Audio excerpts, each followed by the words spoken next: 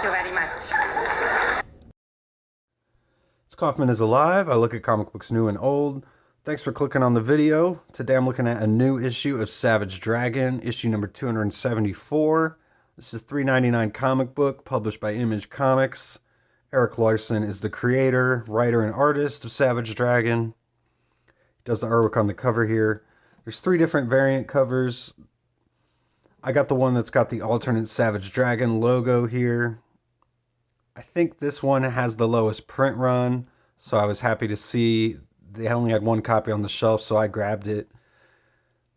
They're all the same, they just have different logos. Like I said, they got different colored backgrounds, but they've all got this same drawing of the main nemesis of Savage Dragon at this point, Mr. Glum, grabbing onto Angel here. And it says back from the dead. Although Mr. Glum hasn't really been dead, but he does come back to exact his revenge, so to speak, somewhat in this issue. And it says the return of Mr. Glum. That's the title of this issue. It's kind of misleading, though, because you might say this is actually the demise of Mr. Glum, as we'll see. But I actually wanted to start in the back of the issue here at the letters pages, because it brings up some stuff I wanted to talk about, kind of set the stage for this review here. But there's always a great letters page here in Savage Dragon, the Fin Addicts. You know, Marvel tries to recreate the letters pages recently, I've noticed, in a few of the books. I think Moon Knight's used them, and Venom. After, you know, Marvel's killed them off for decades, but I always love letters pages in comic books. They're always, well, not always, but generally speaking, a lot of fun to read. The Savage Dragon one is one of the few left that seems organic and not manufactured. I don't know if I necessarily trust some of the Marvel letters pages. They don't seem quite as genuine as something like you get here in Fin Addicts. I don't necessarily trust all of the letters that get printed in the back of the Marvel books. I think some of them might be written by some of the writers. You don't actually get like names from people and places. A lot of the times you might just get like a first name and a letter, like Mark D, and he'll just have like, you know, one paragraph saying how much they love the book and whatever. So, but Larsen's been curating his letters pages here for like 30 years, and you can tell these are real letters written by real people, real fans. They always come with questions, and Larsen's very candid with his answers and everything he talks about in here. So, but I'll start off with what Larsen says. He says, see, the wait wasn't so bad, now was it? Plan is to step things up and get out at least a full 12 issues in 2025. It's not always easy, but I'm making a sincere effort. I feel like he says that like every year, so we'll see. Hopefully we can get 12 full issues of Dragon in 2025. Then he says, I thought I'd narrow my focus this issue down to the happenings in Dimension X. I've been all over the place, which is easy to do with a sprawling cast, but this one needed the space to tell the tale. Thanks for indulging me. So that gets into one thing I did want to talk about in this issue, because there's no Savage Dragon in this issue at all. So if you're a new reader looking to jump into Savage Dragon, perhaps this isn't the best issue to do it. We just get an entire plot here involving Angel, who's the stepsister of Dragon, Malcolm Dragon, who's the main dragon at this point, the son of the original Savage Dragon. And this whole issue is just her in Dimension X. So, and like Larsen said, he's got a sprawling cast. Dragon feels much like a team book most of the time. It doesn't necessarily focus on Dragon hardly at all. It seems to focus on a lot of the other characters. So that's what we get in this issue. There's some other good stuff in here too. I like how one of the letters brings up the character Warbride, a villain that got introduced a couple issues back. They wanted to see him become kind of a main villain in Savage Dragon, which seems something that's kind of been lacking apart from Mr. Glum. So, and Larsen actually answers saying that he plans to make reoccurring villains a thing again in this book, so that's a good thing. And this other guy, Aaron Burns, writes in, and I just wanted to point out just a part of his letter here because it brings up some things I wanted to talk about too in Dragon that's always interesting to talk about. He says the letters column in this issue brought up an interesting question about the nudity in the comic, which this is me now. Savage Dragon does generally have lots of nudity in the comic. Larsen does not shy away from that at all. This issue specifically, though, doesn't really have any of that at all, apart from showing both male and female butts at one point. But he goes on, he says, another letter writer discussed Savage Dragon being a love letter to the comics form. I like that. I see the nudity as a shout out to the underground comics of the 1960s and 1970s. It's also a bold statement about freedom. This is your book and you can draw whatever you want. Censors be damned.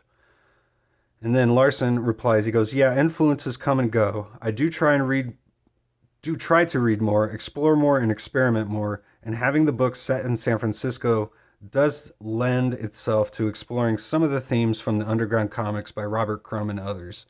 It may not be for everybody, but then it doesn't have to be. I expect that I'll move on to other things as the series progresses. And the series has definitely progressed over the years.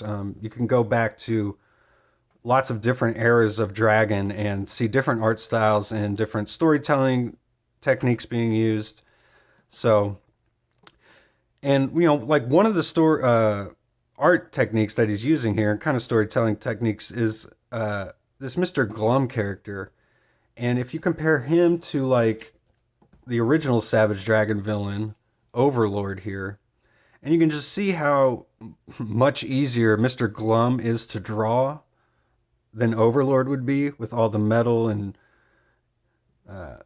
just, shapes and crazy looking costume here. Mr. Glum is just this red dude with a circular face, kind of a demented looking face, but super easy to draw. So you can draw him pretty quickly, which I think is an MO of Larsen. He's trying to draw pretty quick pages anymore these days. He's not spending so much time on all the pencil work like he used to. And you don't get a lot of that really delicate, fine line work. You get a little bit of it here and there, and he always draws great hands. Larsen's one of the best at drawing hands.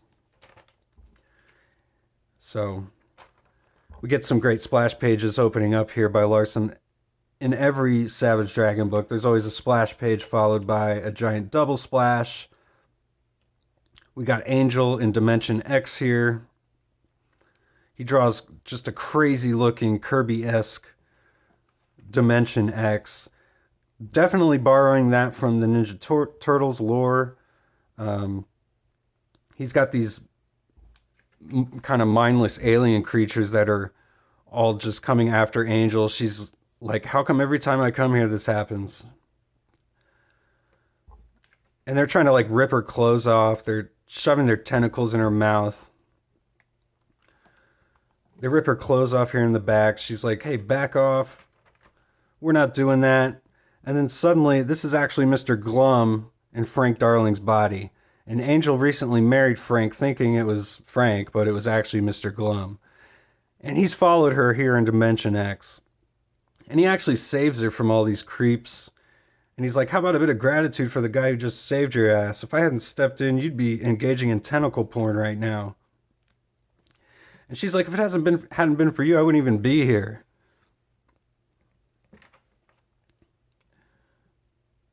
So she throws him all the way to Glum World, which is like where Mr. Glum makes his home when he's in Dimension X. It's in the background here on the splash page.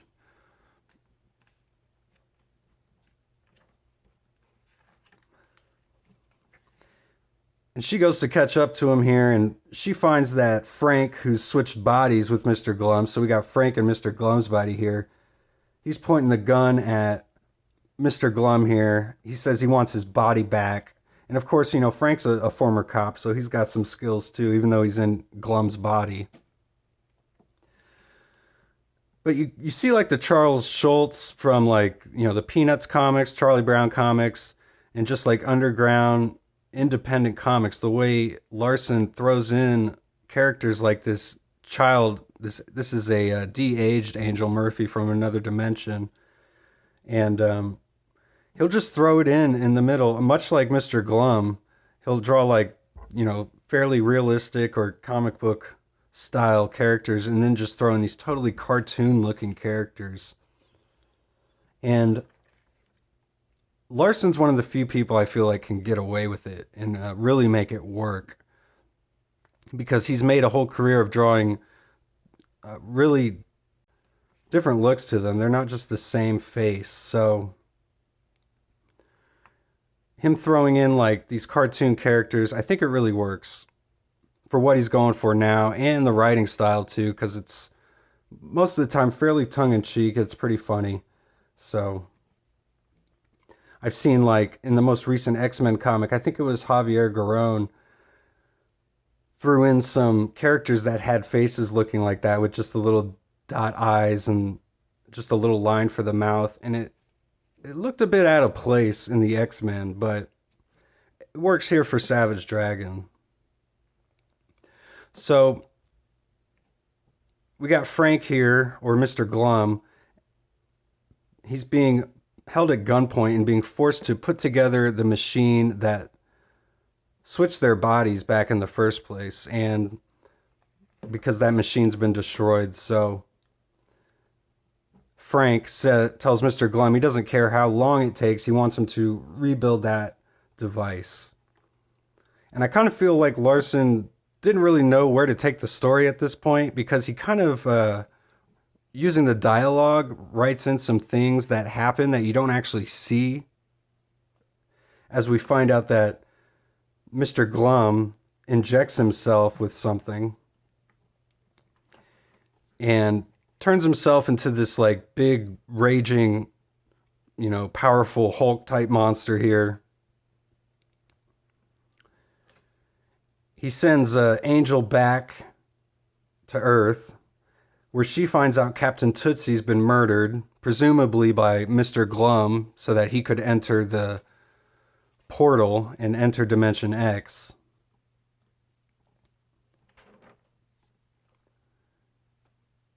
And we get just this raging Mr. Glum Frank amalgamization here. And he tries to kill Frank, but Frank lets him know that, he says, "I noticed you were playing with iodine. I'm allergic to iodine." And then he just blows up. Which is, again, I think this is just something Larsen, he kind of drew this and he was like trying to figure out in the script, like, how does this make sense? He goes, well, he's allergic to iodine, so he just blows up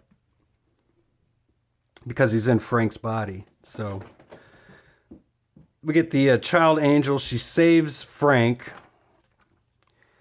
and Frank's not happy because everything's been blown up. Mr. Glum's dead. He doesn't know how to get back to Earth.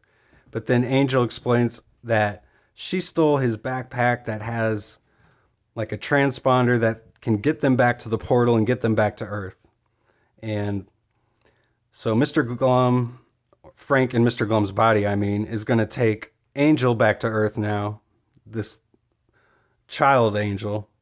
And they're all going to live together, apparently, all three of them. So I'm sure that they're going to have lots of adventures when they get back to Earth, now that Frank is stuck in Glum's body. So that'll be pretty interesting. There's been a good dynamic between these characters, and I think throwing in the older Angel will continue that. So I'm looking forward to seeing where all that goes.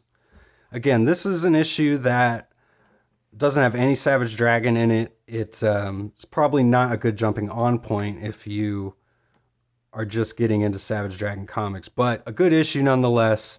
I think we might have finally gotten the end of Mr. Glum, thankfully. So then we get some extra comics here. There's always some extra funny pages in the back of every issue of Savage Dragon. This one is by Chris Giarrusso, G-Man Web Comics. This is a pretty funny little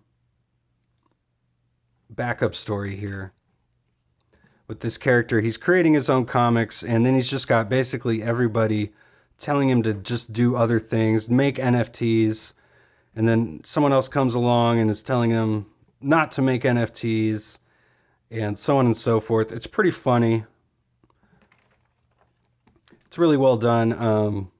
So go check out chrisgiarusso.com if you get a chance, where he's got all of his work here. At the end, it says, today is free comic book day. You have to give me your free books now. And he's like, fine, take them.